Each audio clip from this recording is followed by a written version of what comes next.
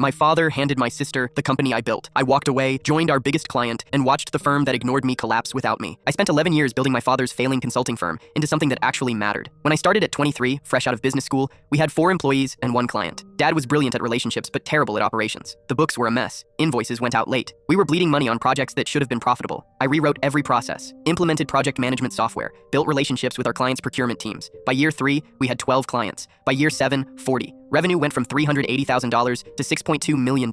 I worked 60-hour weeks, missed weddings. Relationships failed because I was always at the office, but I believed I was building my future. My sister Lauren worked in marketing. She made brochures, posted on social media, showed up to networking events. Dad loved bringing her along. She had his charm, his easy laugh. People liked her instantly. Meanwhile, I was in the back office making sure payroll cleared and contracts were actually fulfilled. Last April, Dad called a family meeting at the house. Mom, Lauren, her husband Kyle, and me. I figured he was finally ready to discuss succession planning. He'd been hinting at retirement for months. I'd prepared a whole presentation about growth strategy for the next 5 years. Dad poured wine, sat down, and said, "I've made a decision about the company's future." He smiled at Lauren. "Your sister is going to take over as CEO. She's the face of this company. Clients love her." The room went silent. I set my glass down carefully. "What about me?" Dad waved his hand. "You'll stay on as COO. Keep doing what you do. Lauren needs someone to handle the boring stuff." The boring stuff. The operations that generated 94% of our margins, the client relationships I'd spent a decade building, the systems that made us profitable. "You're making her CEO," I said slowly, "of the company I rebuilt from nothing." "You didn't do it alone," Lauren said, smiling sweetly. "It was a team effort." I looked at my father. "When's the last time you reviewed our P&L? Do you even know which 3 clients generate 60% of our revenue?" He frowned. "That's not the point. Lauren has the vision.